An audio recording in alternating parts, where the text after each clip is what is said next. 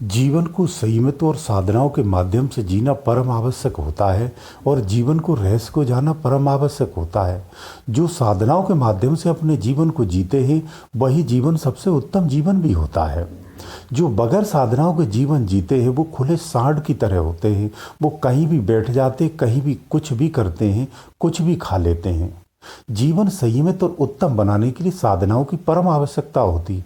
वो साधनाएं आपकी भौतिकी हैं या आध्यात्मिकी हैं, वो आपकी इच्छा के अनुसार होगी, परंतु साधनाएं दोनों ही अवस्थाओं में परम आवश्यक होती हैं।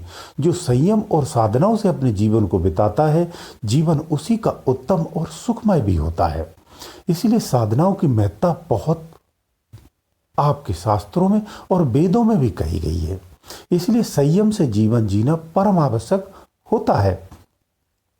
इन साधनाओं को जब हम करते हैं तो इन साधनाओं का जो प्रभाव है, उनका जो असर है, उनका जो परिक्षेत्र है वो साफ दिखता है, हमारे जीवन को बहुत तेजी से प्रभावित करता है। जब उन साधनाओं का जो जीवन से प्रभावित करता है तो वो प्रभाव हमें स्पष्ट रूप से दिखते भी हैं जब उन्हें हम ध्यान से देखते हैं। हमारे स्वभाव में, हमारे चित्त में, हमारे विचारों में, हमारे कर्म में, हमारी धारणाओं में पूर्ण रूप से परिवर्तन कर देता है। उनका प्रभाव स्पष्ट देखा जा सकता है। जो साधना जिस हिसाब से करता है, जिस गति से करता है, जिस स्थिति में करता है, उसी स्थिति के अनुसार, उसी गति के अनुसार उसमें परिवर्तन होते हैं। तो आज में आप जानेंगे कि इन साधनाओं से क्या क्या परिवर्तन होते हैं। देखिए, साधनाएं चाहे आपकी कोई भी हो, साधनाएं तो तमाम हैं। फिर जो आप कार्य कर रहे हो वही एक साधना होती है। साधनाएं तो अनगिनत हैं जो गिन सकते हो। इसके अलावा भी आप नई साधनाएं भी उत्पन्न कर सकते हो। यानी आपकी जो नित्य क्रिया है, अगर सही रास्ते पे अपने अनुसार आपने कोई क्रिया कर रखी है और संयमित क्रिया है जो स्वयं के लिए और संसार दोनों के लिए कल्याणकारी है, तो वो उत्तम है, वही साधना कहलाती है।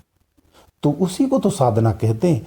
तो साधना की कोई गिनती नहीं, आप कोई भी साधना कभी भी कर सकते हैं या अपने अनुसार भी एक साधना सुलभ बना सकते हैं। इसलिए साधनाओं में ये नहीं जाओ कि ये साधना करनी, वो साधना करनी। साधना मीन्स ये होता है कि आपके अनुसार, आपकी क्षमता के अनुसार क्या उचित है उस विधि को अपना लेना, जो सात्विक पूर्ण रूप से हो और बहुत ही सुगम हो, उसी को तो साधना। तो इनसे क्या क्या प्रभाव पड़ता है, देखिए वो इस प्रकार से हैं। जो शरीर आपको भारीपन दिखता था वो कम हो जाएगा। मस्तिष्क पे जो भारीपन रहता था वो हल्का हो जाएगा। आपकी जो फीलिंग्स है वो फुर्तीली हो जाएगी। एक आलस्य आपका शरीर का दूर होने लगता है, फुर्तीला शरीर हो जाता है। कर्म के प्रति आपका फोकस और बढ़ जाता है। जो नित्य कर्म आपके हैं वो स्पष्ट होने लगते हैं। आपकी विचार जो धारा है वो स्पष्ट होने लगती है। जो आपकी दुविधा की स्थिति रहती है वो स्पष्ट होने लगती, फिर दुविधाएं खत्म हो जाती हैं। आपके मन में संशय की जो स्थिति रहती थी वो भी धीरे धीरे खत्म होने लगती है। आपके विचारों की जो मलिनता होती है उन विचारों में परिवर्तन आने लगता है। जो आपके भाव थे वो भाव दबे हुए थे, जो दबे हुए भाव थे, जो पॉजिटिव भाव थे वो उभर के सम्मुख होने लगते हैं, और जो नेगेटिव भाव थे वो आपके अस्त होने लगते हैं, यानी नष्ट होने लगते हैं। और वो धीरे धीरे धीरे अभ्यास के आधार पर वो एक समय आकर के पूर्ण रूप से अस्त हो जाते हैं। और सात्विक भाव जितने भी हैं वो समस्त उभर के सम्मुख हो जाते हैं। धीरे धीरे जब और अभ्यास होता है तो और जो परिवर्तन आते हैं उसमें मन जो आपका इतना पुलकित होता है, समभाव आने लगता है। फिर वहाँ क्लेश और कष्ट होने पर भी आप उसे सहन कर लेते हैं, या उसका आभास कम हो जाता है, नॉर्मल हो जाता है। यानी उसका जो आभास है वो आपको प्रभावित नहीं करता है। आप कितने भी कष्ट में क्यों ना हो, विपत्ति में क्यों न हो, विपरीत परिस्थितियों में क्यों न हो, उसका जो प्रभाव है वो आप पर कमजोर पड़ जाता है, कम आता है। दूसरा, आपकी जो मानसिकता है वो कैसी हो जाएगी, जो प्राकृतिक पदार्थ होते, प्राकृतिक जो वस्तुएं होती हैं, जो जीव होते हैं, उनके प्रति दया प्रेम का भाव उत्पन्न हो जाता है, समता का भाव आने लगता है और चित्त में स्थिरता का स्थिति बनने लगती है। ये साधना के परिवर्तन होते हैं। आप कोमल स्वभाव के होते जाएंगे। आपका हृदय एक छोटे बच्चों की तरह हो जाता है। आप निर्विकल्प हो जाते हैं, निस्वार्थ हो जाते हैं और एक छोटे बच्चे जैसी आपकी वृत्ति हो जाती है। ये साधना से ही परिवर्तन आते हैं। जो मंत्र साधनाएं करते हैं उनका शरीर सबसे पहले बिल्कुल हल्का हो जाता है, हल्कापन महसूस करते हैं, तनाव उनका चला जाता है। शुरुआत में तनाव आता है, प्रथमवत शुरुआत के 1 महीने 2 महीने, उसके बाद समस्त रूप से पूरा तनाव उनका हमेशा के लिए समाप्त हो जाता है। उसके बाद जीवन में कभी अगर कोई घटनाएं होती है और तनाव आता है तो क्षणिक आकर के समाप्त हो जाता है। आपके जीवन को यानी कुल मिलाकर के बुरी परिस्थितियों से बचा करके उत्तम अवस्था में आने का प्रयास होता है या आ जाता है। आप किसी तनाव में थोड़ी देर रहेंगे, फिर से मन आपका पुलकित हो जाएगा। ये अवस्था आपकी बनने लगती है। दूसरा, आपका संसार के प्रति ध्यान कम हो जाएगा। लोगों की बातों को सुनना, उन पे कौन क्या कर रहा, अगर ये खबर आपके विचारों में चल रही थी तो ये मंद हो जाएगी और कुछ समय के बाद ये समाप्त हो जाएगी। फिर आपके बगल में कौन बैठ के क्या कह रहा है आपको कोई मतलब नहीं होगा और ना ही उधर आपका ध्यान आकर्षित होगा। आप निज में रहने का अभ्यास आ जाता है, यानी आपका जो चित्त है वो निज में निवासी हो जाता है। ये साधनाओं से स्वतः से परिवर्तन आते हैं। जो लोग कहते हैं ना कि मैं अपनी इंद्रियों को बस में कर लूँ, मैं अपने मन को कंट्रोल कर लूँ, ये कुछ बस में नहीं होता है और ना ही कुछ कंट्रोल होता है। ये सब मूर्खता की बातें हैं।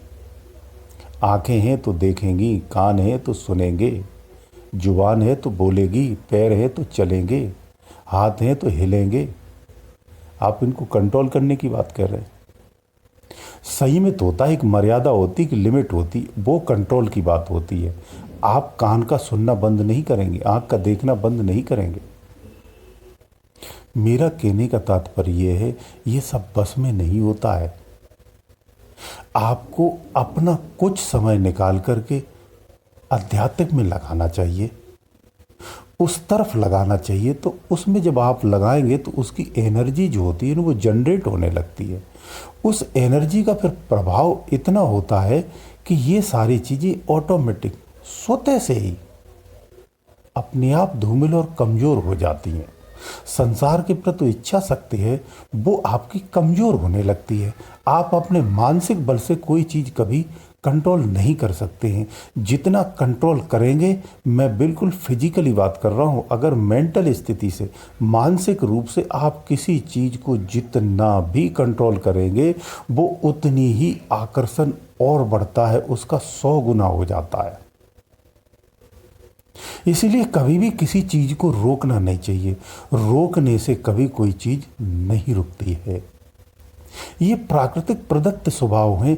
इन स्वभावों को आप मानसिक रूप से कंट्रोल नहीं कर सकते हो। प्रक्रिया ये है, इसको समझ लो। आपको इस क्षेत्र से हट करके अंतर में बस ध्यान लगाना प्रारंभ कर दीजिए। कोई यजपा जाप करता है, कोई श्वासों का जाप करता है, कोई ओम का जाप करता है, कोई अनाहत का करता है। ये बहुत प्रक्रियाएं, इसमें अगर आपको ध्यान को एकाग्र करने लगेंगे तो बाकी इंद्रियों का, इच्छाओं का, मन का सब कंट्रोल हो जाता है। यानी उसके प्रति जो आकर्षण होता है वो धीरे धीरे मंद पड़ने लगता और एक समय के बाद समाप्त हो जाता है पूर्ण रूप से। इसलिए अंतर में ध्यान करना चाहिए। इसलिए जो साधनाएं करने लगते हैं साधक, उनके अंदर में स्वतः से ही परिवर्तन आते हैं। कोई परिवर्तन करना नहीं पड़ता है। मन को कंट्रोल करना, उसके भटकाव को रोकना आपके बस में नहीं होता है। जब चित्त आंतरिक होने लगता है तो मन स्वतः से ही मंद और कमज़ोर पड़ जाता है और लाचार हो जाता है और स्थिर हो जाता है। फिर अभ्यास में आने के बाद उसी में आनंदित होने लगता है और संसार से वो हट जाता है। इसी को अभ्यास कहते हैं। और जब अंदर में वो लगने लगता है, इसी को स्थिति कहते हैं। यानी अंदर में उसको स्थित हो जाना, यही उत्तम स्थिति होती है। यही संत की स्थिति अभ्यास से आती है। ये जो अभ्यास करते हैं उन्हीं के पास आती है, ऐसे नहीं आती आपने सुन लिया हमने बोल दिया। जो अभ्यास करता है ये चीज़ उसे मिलती है और फिर वही उसकी रहनी हो जाती, यही उसकी स्थिति बन जाती है। फिर उसे प्रयास नहीं करना होता है, वो प्रयास के परे की चीज़ हो जाती है। इसलिए सहज में बोल देते हैं तो बहुत से लोग नहीं समझ पाते हैं। स्थिति, मैं इसी स्थिति की बात करता हूँ।